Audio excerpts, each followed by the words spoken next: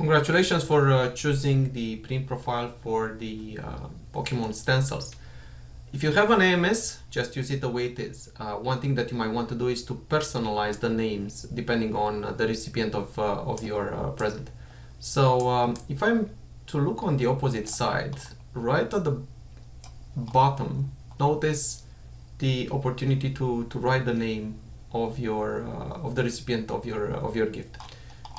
In order to change that, you simply go to the objects, and for each plate you're gonna find a text shape.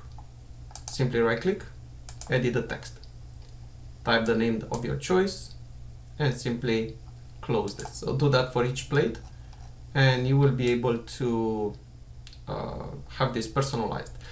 In case you do not want to have any of the names, simply delete the text shape for each and every one of the plates.